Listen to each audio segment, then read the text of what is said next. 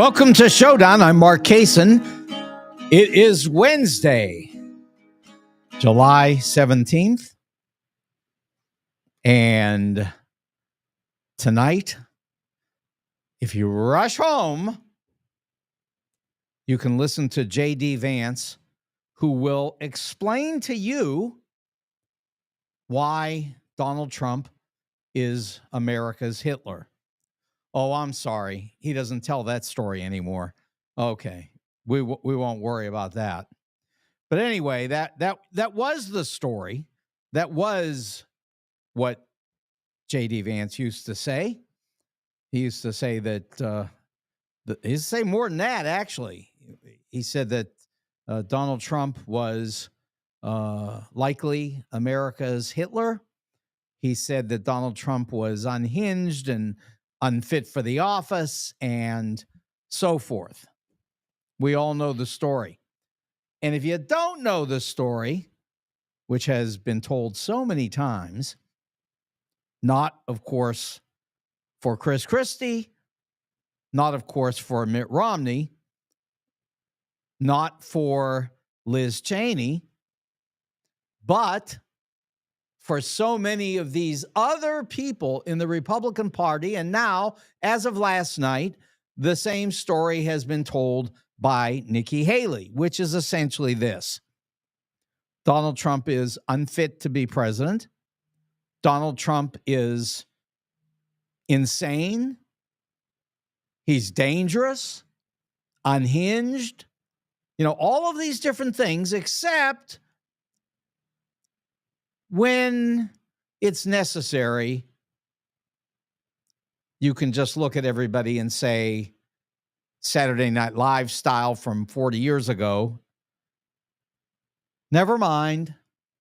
And that's exactly what Nikki Haley did last night. I mean, unbelievably enough, she stood up and said first, and she made it clear at the beginning, she said, let me say that she is unqualified in favor of Donald Trump after 1 month ago saying the man was unfit, unhinged, dangerous. She could never support what he was doing. But I don't know, he suddenly found something, religion, but not religion, but sort of a Trump religion that all of these people are buying into. And look, it's not hard to understand why they're doing it. I mean, it's very clear what's happening. Each one of these people who is jumping on the Trump train, they're all basically saying they want a life in the Republican Party. They want to be respected. They want to be loved. And this is how they're going to do it. They're going to reach out to all these millions who are chasing around after Trump, and they will pander to them in the same way that Trump will. But first, you have to pander to Trump. And so that's what is being done here. And it's not a surprise.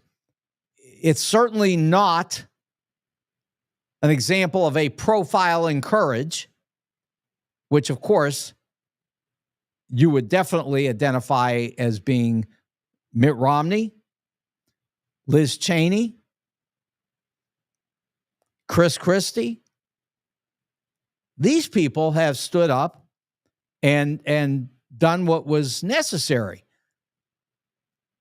That is, of course, told the truth. Now, don't get me wrong. Nikki Haley has told the truth. She's just reversed it. That's all. In fact, not only did she tell the truth, but she explained how this works. She went through the whole process of talking about how people up front on camera would say that they love Donald Trump. And then they'd walk away from the camera and they would say, it's all a lie. Trump is dangerous. He's got to get removed from all of this. We can't live with him, and he can't get elected. Yeah, that was another thing that Nikki Haley said, which is actually very true. She said that Donald Trump could not be elected president. She said that a month ago. 1 month ago, she said that Donald Trump running for president on the Republican Party would be suicide for the Republican Party, that Donald Trump cannot win. But not last night, because apparently Nikki Haley would like to be president in 2028. That's got to be what this is all about. Lie to everybody. Tell them what they want to hear. And then when Donald loses, watch. She'll jump up and say, listen to this quote where I said it was suicide. Elect me in 2028. I mean, that's the story here. Of course, J.D. Vance wants the same thing, and J.D. Vance has said the same thing. You know, Donald Trump is America's Hitler. Can't be any clearer than that. Now, of course, he's America's savior until he's not. Until J.D. Vance can say that he is. But the problem is that all of these people have one barrier in front of them that Donald does not have. They don't have a 10-year history on a television show of looking into the eyes of the American public and making up stories which are fine for sitcoms, reality TV shows, any of this. I mean, you can lie into a camera for Mark Burnett from now until forever. It's not illegal. It's not hurting anybody. Just people do it. And Donald did it for 10 years. Little did he know that 10 years would bring him unlimited and unending support from millions of people who think that Robert Young, who was, of course, Marcus Welby, could take out your appendix. Of course, he can't. And if he tried, you would find yourself, well, not in a hospital. It'd be worse than that. So the point being, what you hear on television from these people, if you know that it's just fantasy, that's fine. If you know that you're hearing the words of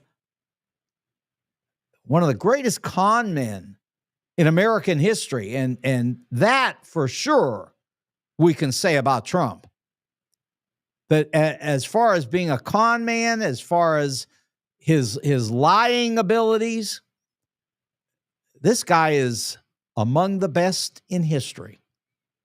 That's for sure. Last night, I talked about a PBS documentary, and you ought to watch it. It's really good. All you have to do is put in Huey Long, Huey Long, Huey Long, PBS documentary. It'll come right up, and you can watch it and hear what it was like in the early 1930s when the governor of Louisiana, Huey Long, not only ran around Louisiana lying like Trump and promising all kinds of things, including he promised that every man could be a king. Well, we know every man can't be a king, but that doesn't matter. People liked hearing that from Huey Long, who promised them so much. Of course, unlike Trump, he actually delivered on certain things in Louisiana, things like hospitals and all kinds of different projects that people truly did need. But then he went on to give the impression that he was some kind of a god instead of just an effective political operator. And he used that to jump onto the national scene and to claim the same kinds of powers. Well, sort of like Trump, very much like Trump. If you watch it, believe me, they don't say a word about Trump in this. All you got to do is watch this, because you'll see it and you'll go, wait a minute, that's sort of like Trump. They won't say it because no one was thinking about it when this was made, but I can tell you it is very similar. It's a con game. The only problem is Huey Long wasn't able to continue this. A member of his family got in a fight with him, and that was the end of Huey Long. But in the case of Donald Trump, all he lost was a quarter of an ear, and that's good. I'm glad. I want him to hear everything when the judge tells him how much time he has to spend in prison. I want that ear completely intact. I don't want Donald to have any problems. I want him in jail where he belongs. September 18th, that's coming up. I know no one's talking about it, thinking about it, but don't worry. Donald's not through with Judge Merchan, and guess what? Judge Merchan is not through with Donald, but we'll see. That's coming up on September the 18th. In the meantime, I mentioned this yesterday, but I just want to say it again. There's this guy running around in Missouri. His name is Lincoln Huff, and he's running for lieutenant governor. And the funny thing about it is, the lieutenant governor of Missouri has absolutely nothing to do with the United States immigration policy. Frankly, he doesn't have anything to do with Missouri and anything related to immigration. In fact, the lieutenant governor of Missouri doesn't have anything to do at all. But all of that aside, he is out here making unbelievable claims about illegal drugs coming across the border to try to destroy your children, and illegal immigrants coming here to vote in order to support Democratic candidates. Well, I bring this up because it was discussed last night at the Republican convention, this whole story about Democrats wanting to open the borders. In fact, not just Democrats. In this case, actually focusing on Kamala Harris and saying that she wants illegal voters to come here and vote for the Democratic Party because she doesn't care about your kids. She wants these people to cross the border and then kill your children. Well, I mean, it's about one step better than claiming that Hillary was eating babies in a pizza parlor. So it's a little better than that. Not much, but a little bit better. And they're going to make these claims all the way into November. And what they think is that the American people are so stupid that they're going to listen to this and that they're going to all jump on board because they're all going to be afraid the people are coming from Venezuela to vote for Democrats. And honestly, none of this is happening at all. There aren't any people crossing the border who are voting illegally. Not any, and if you don't believe me, I mean, you can go online and look up every single Secretary of State in any of the states that were, a little questionable from the Republican Party side, or were very close. For example, Arizona or Georgia. You can go take a look at those. The Arizona and Georgian Secretary of States both said that the election was not only fair, but probably one of the fairest elections that they've ever seen in the history of their states. But this claim is continually made that somebody from Venezuela is coming over to vote for Democrats. I mean, it's just ridiculous. There's an article in the New York Times last week. It's so good. You really ought to look it up. I mentioned it before. It's about a family of immigrants who walked like 5,000 miles to get to the United States. I mean, it took years, obviously. They crossed the border. They came in. They are trying to find their way to becoming legal Americans. I don't know what their chances are if they had to deal with the Trump people. In fact, what am I even saying? I don't know. Of course I know. We're going to deport everybody. First, they're going to take people and put them in camps, and then they're going to send them out of the country. And some of these people, in fact, many, could be American citizens, because let me tell you something. Trump has made this clear. You know the old story, if you read the 14th Amendment, about how if you're born in the United States, you're a citizen? Well, they are resisting that one.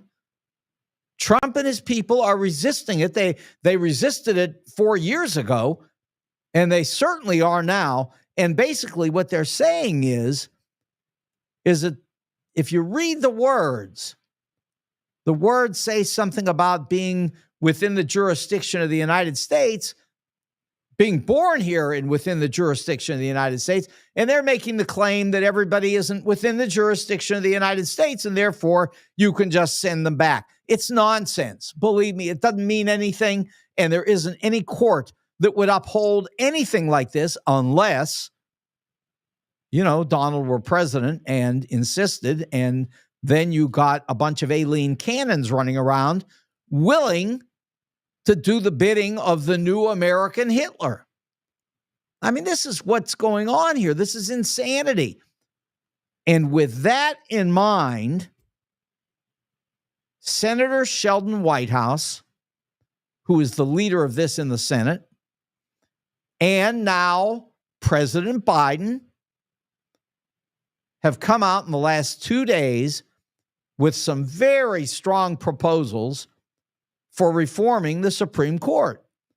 And the interesting thing about it is, from my standpoint, I'm just talking about me, I've always had this great love for the Supreme Court. I studied it at UCLA. And when I say I studied it, I had one of the best constitutional law professors you can imagine.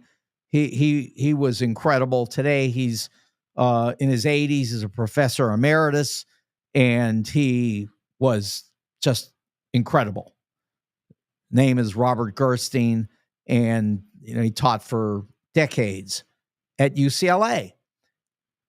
He was just phenomenal, and he really brought the Constitution and constitutional law specifically alive for just thousands of students at UCLA.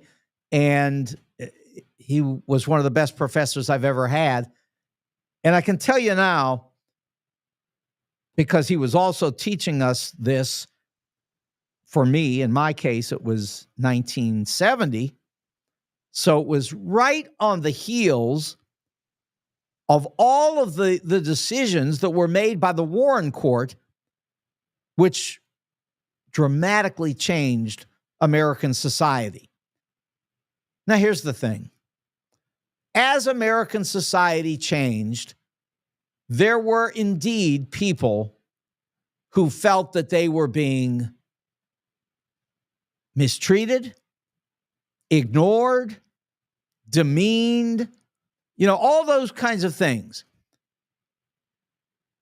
But it wasn't the same as the culture warriors today who are now pushing back against the Warren Court 50 years later.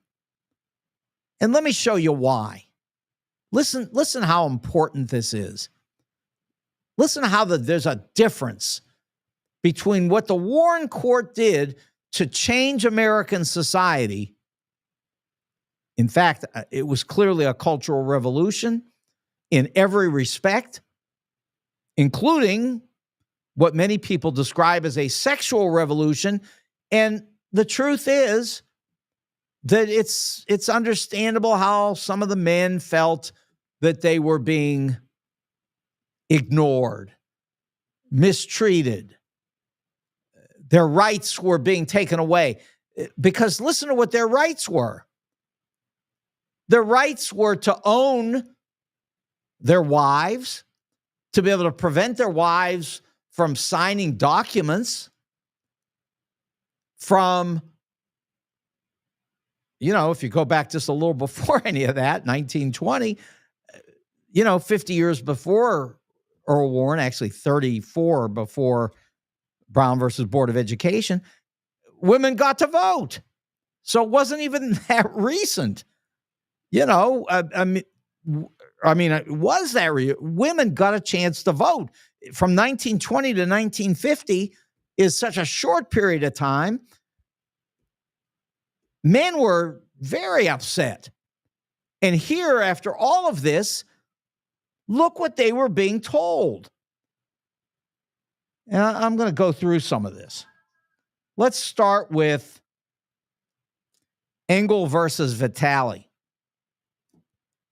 This was where we established the separation of church and state. It doesn't say in the Constitution that we must separate church and state. There are a couple of lines about religion in the Constitution, and the Supreme Court interpreted it to mean we were separating church and state. So here's the thing. If you believe that there should be a state religion, which in our case would be Christianity, because at one point, 70% of the people in the United States were Christians. Before that, it was even higher. Now we're down closer to maybe 50 or 55%, something like that. It's a high number. But the point is that we don't want to tell people how they have to live as far as celebrating their religions. We don't want to tell anybody that sort of thing. We pretty much agree. This is going to be a 90% to 10 deal where people are going to say that we agree that whoever you are, you should be able to pursue your own religious beliefs, and nobody should make you feel that your religion is subservient to another religion. It's just, we don't do that. And the Supreme Court put it into black and white in 1961, Engel versus Vitale. But we're pushing back on that now. Nobody's jumping up and saying, let's demean another person's religion.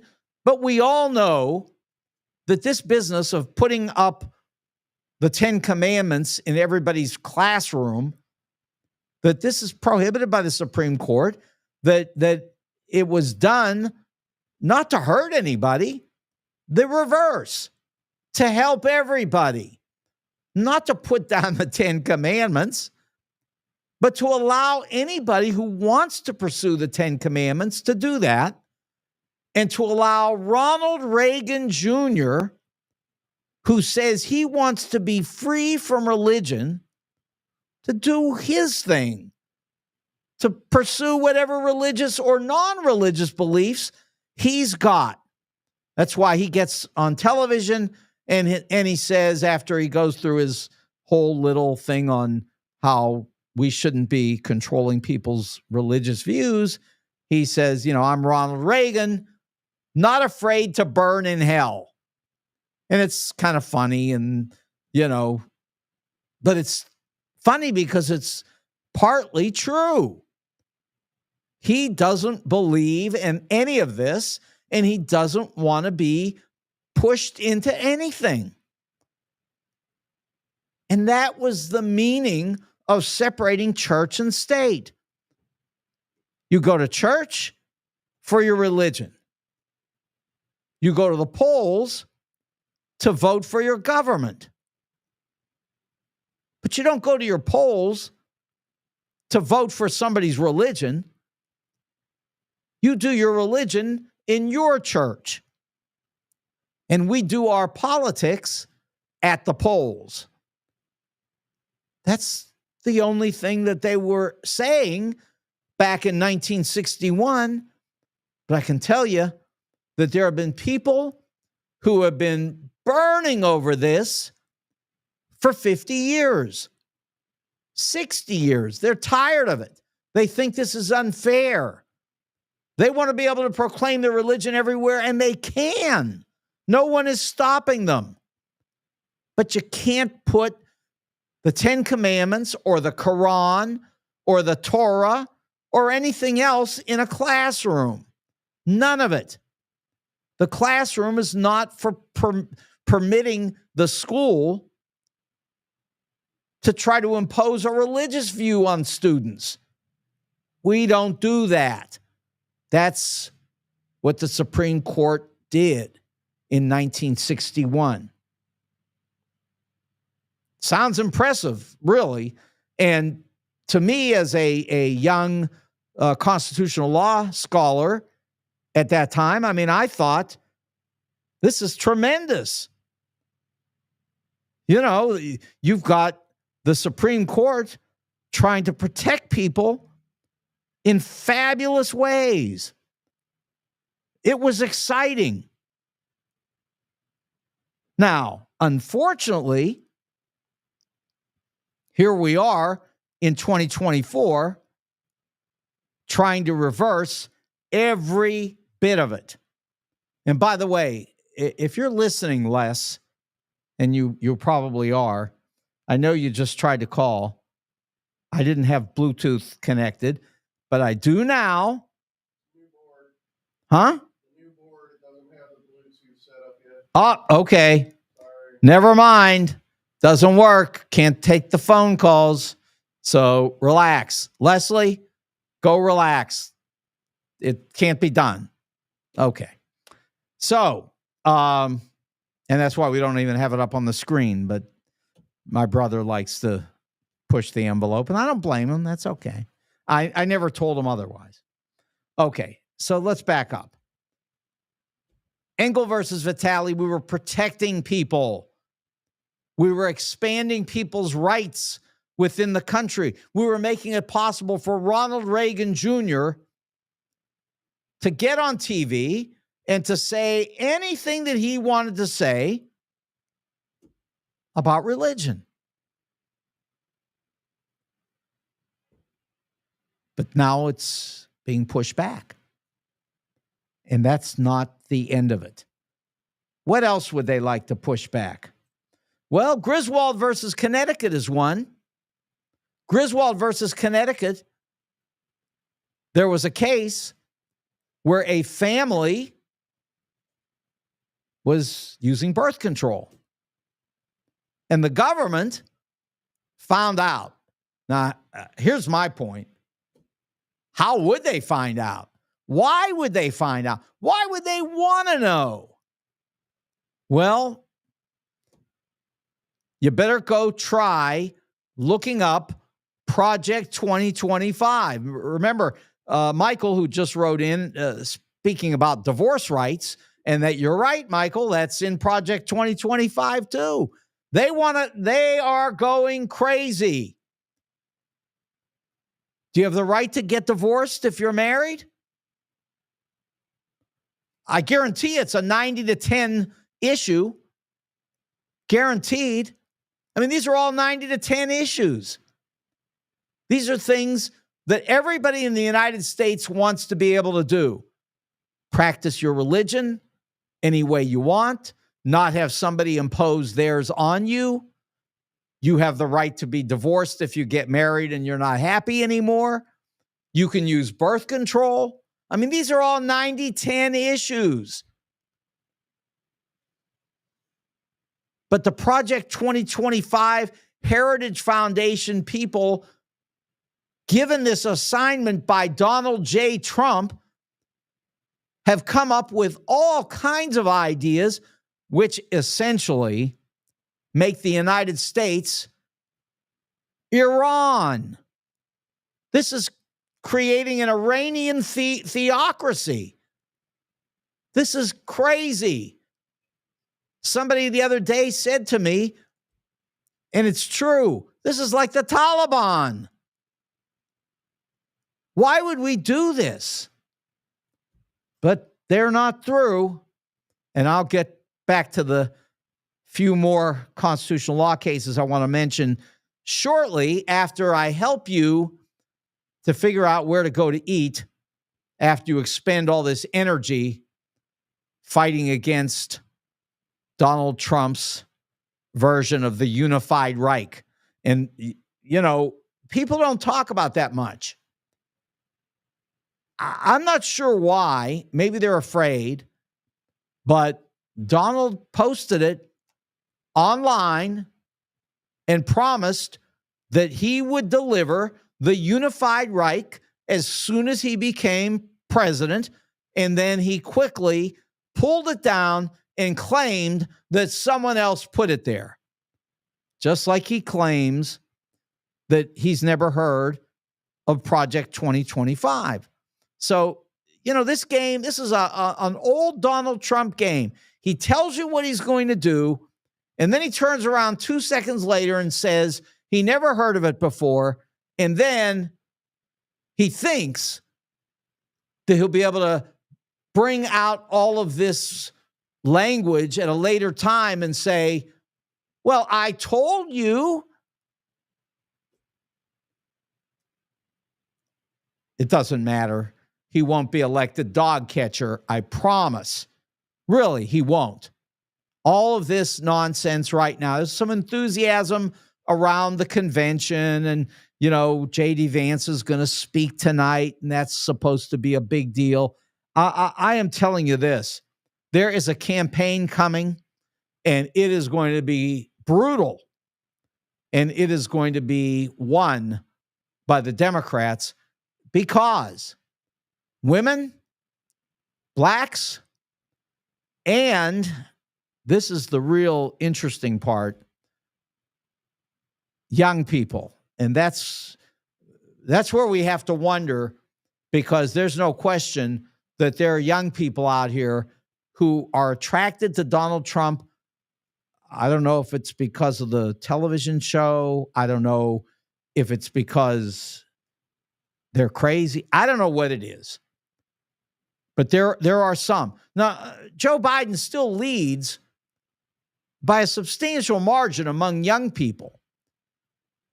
But a lot of young people do say, we need somebody under 80 to be president. And you know what? That might happen yet. I don't know if you heard today. If you didn't, there are more people who have come out and talked about Joe Biden getting out of this race. But I'll come to that in a minute. First, let's go to Wendy's. Wendy's is at 18,000 Chesterfield Airport Road, and it is a terrific restaurant. First, they've got ribs, which I love. They've got baby back ribs. I love them. They taste so good. Everybody loves them. Don't get me wrong. I'm not the only one who does. But I may be the only one who doesn't like the rib or the wings. But don't get me wrong. I haven't even tasted the wings. I just don't like wings. But anyway, they've got wings, and everybody says they're great.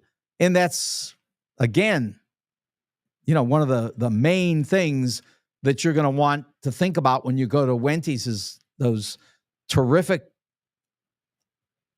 wings. And then, of course, they've got hamburgers and cheeseburgers and patty melts and pizza.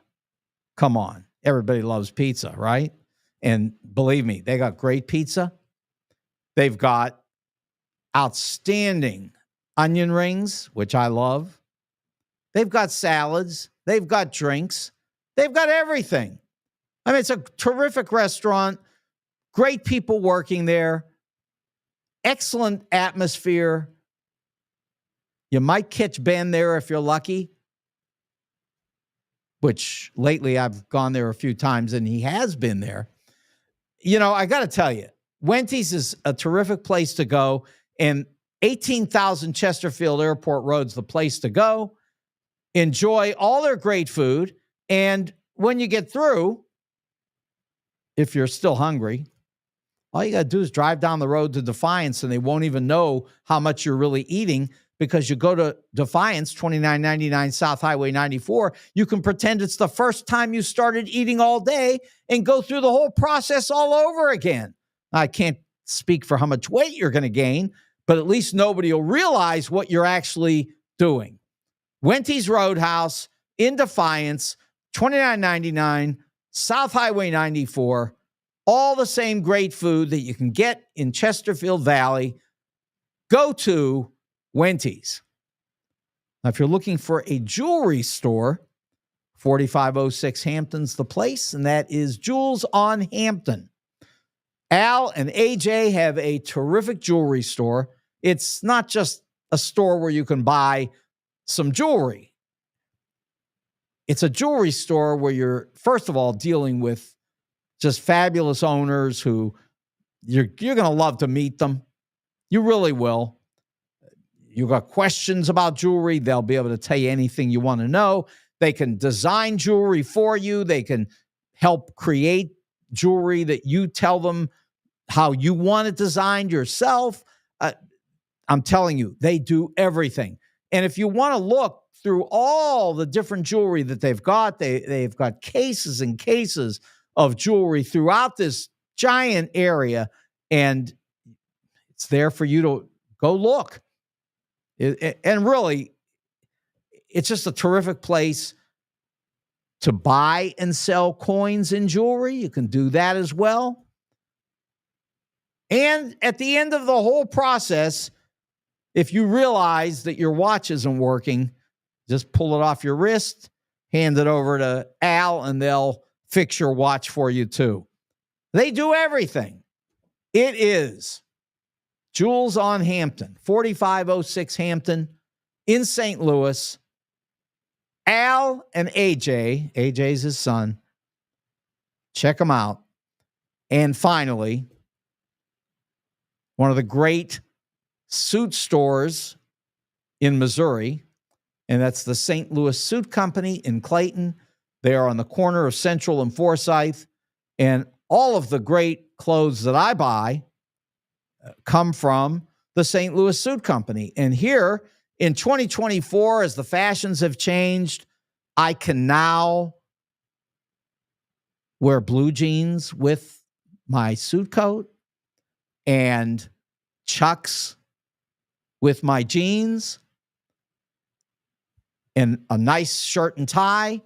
And there I am. I'm dressed up for 2024. That's perfect. So you want to learn about all the new fashions. And believe me, I've been told by family members that what I think is so new is not even that new. But that's okay too. The point is it's acceptable. And that is sport coats and suit coats and shirts and ties and jeans and all this. It goes together beautifully, and all can be acquired at the St. Louis Suit Company, Forsyth and Central.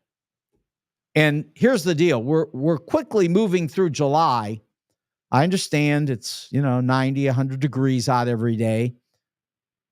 But soon enough, you're going to be thinking about how you need an overcoat. And if I were you, I'd get down there right now and take advantage of some of the great bargains that they have on overcoats. Really nice overcoats. Okay, they're 2023 models. Who would know? Really. Go check them out. St. Louis Suit Company. And don't forget the $5 ties, because those ties are amazing. Silk, beautiful designs, $5. Can't beat it. And again, that is after 29 years, the St. Louis Suit Company in Clayton. Okay, so let me go back to the Supreme Court here for a minute, because there's some other things going on that are really important, things that you're going to care about. For example, there was a case, Mapp versus Ohio, very famous case from the 1960s, where the police came into somebody's house, showed her a piece of paper, claimed it was a warrant to search the house. That wasn't true. They went through the house. They found some things in there that were illegal, which belonged to this lady's boyfriend. And then they wanted to prosecute everybody. Only problem is the Supreme Court said, if you want to prosecute people, you want to investigate people, you want to search their homes, whatever you want to do, you need to have a real warrant, and you need to follow the legal procedures. And if you don't, then the government, the courts, must exclude any evidence that's acquired illegally. You just can't go and get anything you want from people without following the rules. That's called due process. Listen, the Supreme Court didn't change the Constitution. They just enforced it. They just said, look, we have rules, we have procedures, we have due process. You must enforce it. And if the police try to go around it, then you've got to exclude any of that evidence that's acquired when you go to the courtroom. It's called the exclusionary rule, and it's not hard to figure out. And again, it's a 90-10 deal. Everybody in the country agrees that when the police come after you, they have to follow the rules. Now, I understand. The idea here on the part of some is that there might be a criminal. And that criminal, if the rules aren't followed, might be able to get away.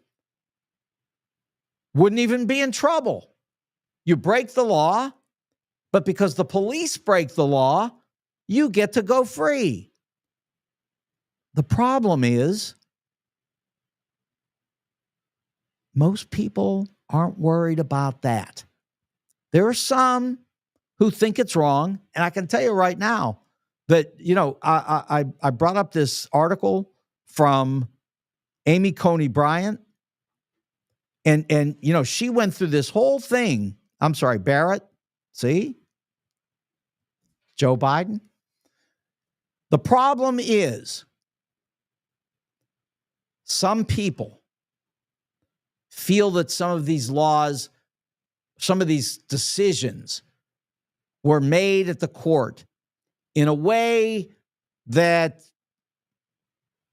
didn't really deal properly with this idea of what they call textualism. I mean, this is all inside baseball stuff, because the public isn't worried about any of that. The public knows that they want the police to follow the rules.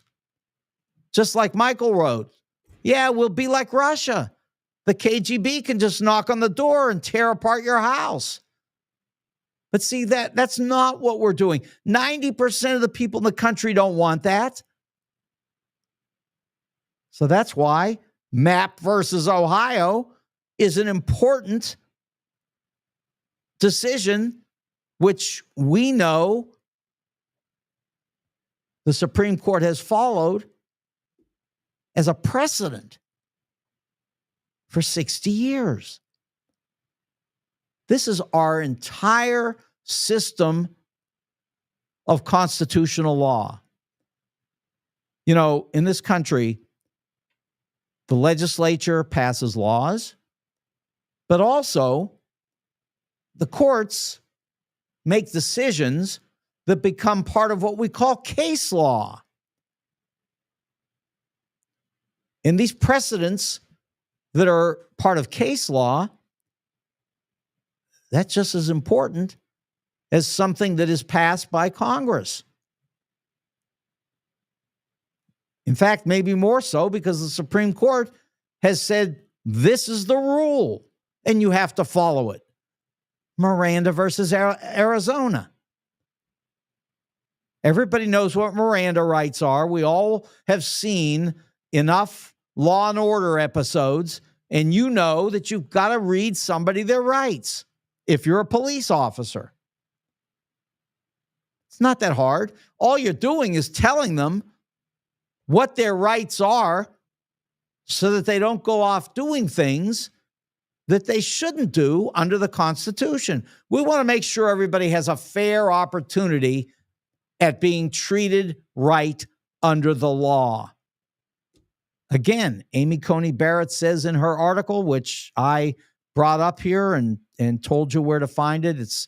You can really go find it immediately if you just go to scholar.google.com and you put in Amy Coney Barrett, and next to that you put stare decisis, STAREDECISIS.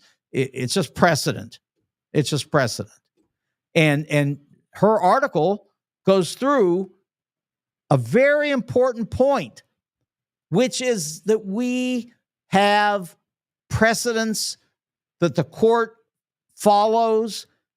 And she says in this article that some of these decisions that she and her mentor, Antonin Scalia, also very conservative, they felt were decided improperly. But she said, we're not going to go back and tear these things up, because if we did, we'd destroy the whole legal system. Those are decisions that are going to stand because we know that it's the right thing to give people their rights before you take them into a jail where they're going to be asked questions. You want to make sure that they understand the procedures before they come under all this process, because they might be innocent. That's the point. We protect innocent people, at least in our words. Now, granted, there are guilty people who go to jail, but the system intends to protect people who are not guilty. That's the intention. Brown versus Board of Education.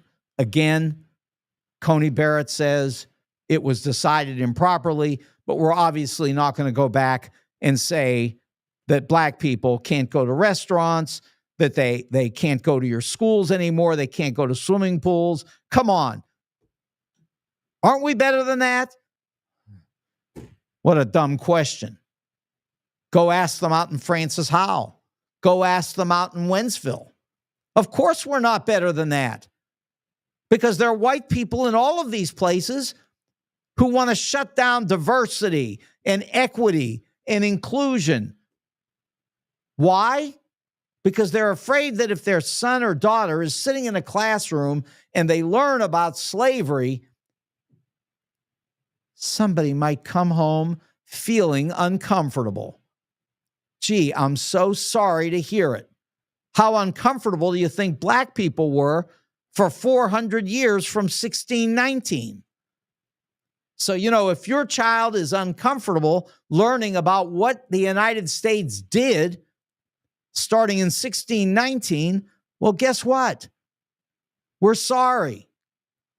We can start off by saying, we're sorry, but guess what? You're going to have to be uncomfortable because you're going to have to learn about the truth of American history. And then we have to treat people today fairly in our classrooms and even at the border. Well, all of this was to say that when Sheldon Whitehouse and Joe Biden are talking about Supreme Court reform, which they are in a big way yesterday and today, and this is going to go all the way through to the election, and they're going to keep hammering this.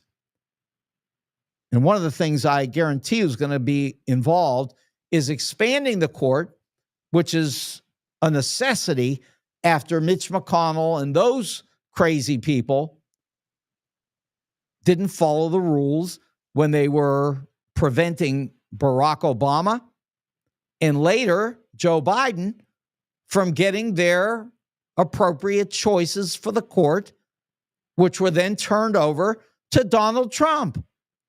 That is ridiculous. And it's got to be fixed. Well, we can't fix it now, but we can fix it with the next president and with a Congress that is dominated by Democrats in the House and in the Senate. And then they can walk in and fix it. Expand the court by 4 people, put 4 liberals on the court, then you're 7-6 with a liberal advantage, and then work it out. And believe me, after what has been done to precedents just so far on the Supreme Court,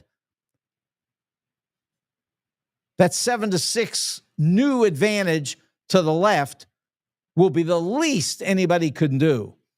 Because, in fact, the things that they will do will be very important for expanding freedom and liberty in this country.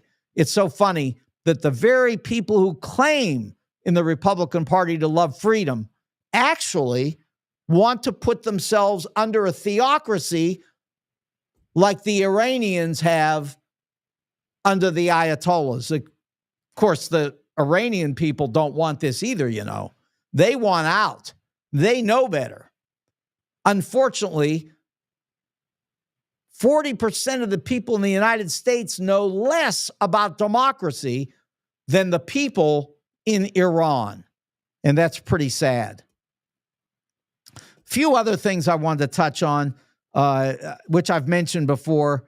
But for example, I just think it's amazing that Trump and his pals are all talking still about black jobs.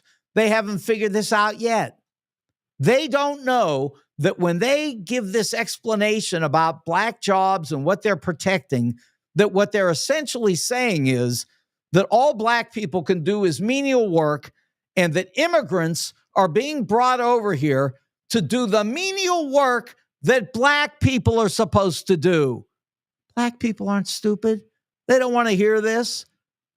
I am telling you now, and I've said this over and over, and you'll be able to know the truth of this when the election comes. Of course, you might not believe it because you'll say that it was rigged, which is another idiotic discussion that we're living with in this country. But the fact is, black people are going to vote maybe 5 to 8% for Donald Trump, and the other 92% or so will go for the Democrat.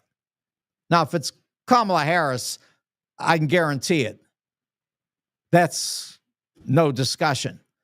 If it's Joe Biden, I'm still sure that it'll be 8% at best for Donald Trump. So, add everything up and wait until Election Day.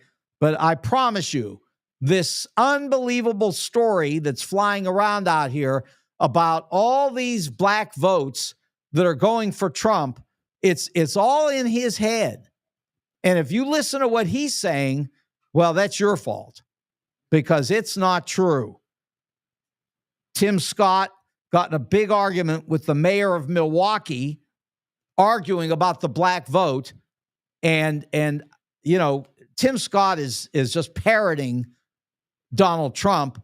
And at this point, I don't even know why. I don't know what he thinks he's going to be appointed to. but that's another story. The mayor of Milwaukee, on the other hand, I think is sounding very sensible when he says that the historic position of blacks voting for the Democratic Party, despite its flaws, they understand who in this country is trying to promote fairness and decency, equality, diversity, and inclusion. It's the Democratic Party. And what the Republican Party wants to do, that will end any chance that any black votes will end up going for Donald Trump. And believe me, again, as we get into this campaign, the Democrats are going to hammer on this. They're not going to keep quiet. They're going to bring this out every day with evidence. With evidence. Okay. I definitely wanted to get across to you the fact that Donald lost today. Not so bad. He only lost $50 million today.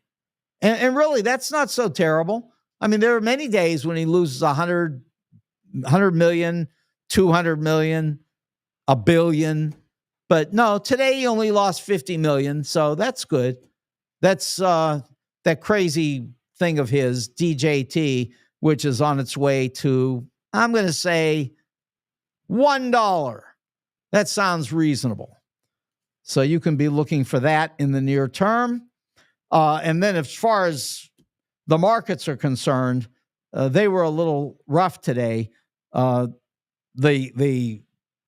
favorite tech stocks, they got slammed, and they got slammed very hard. In fact, the losses there in 5 days have amounted to over $1 trillion. Has nothing to do with Joe Biden or any Democrat. They didn't do it. It's just you've got a marketplace it's very narrow. The narrowness of this advance that has taken the Dow Jones and the S&P to new all-time highs, it's bound to be reversed. It's not going to be just a one-day deal. I mean, it might bounce back a little bit tomorrow and the next day, who knows? But I'm just telling you that this is on the way to problems economically. And what you need is an economic team that knows what to do about it. And the great part about it, from the standpoint of the Project 25 nuts, is that they've got an entire chapter from page 731 to 739. So that's only 8 pages. You can go read it. They've got this brilliant idea for how to destroy the Federal Reserve Board. And I assure you, this is all coming from Stephen Moore, who is the 100% greatest quack economist in the United States today. The man is nuts. And people follow him in the Republican Party. They believe some of these ideas. They want to go back to things that were changed in 1932 by Franklin Roosevelt, because he knew that we were in all kinds of trouble and we had to fix it. He opened up the system, which has resulted in the greatest success in managing economic development, really, in the history of mankind. And to try to undo it now is just lunacy. Like I say, 731 to 739. You can read it in Project 2025. Go pull it up off of Google. It will make you crazy if you can understand it. I understand also people don't know enough about economics to realize what's being said. But essentially what they want to do is shut down the Federal Reserve. Not smart at all. And the people from 1930 will tell you all about it, including those who suffered from the Smoot-Hawley tariffs, which is another great idea that the Republicans are trying to dump on you at this very moment. Listen to J.D. Vance tonight. I'm sure he'll have some of this to explain to you. I'll be back tomorrow, remembering that we're only here because of the St. Louis Suit Company and Wendy's and Jules on Hampton. This is Showdown. I'm Mark Kaysen.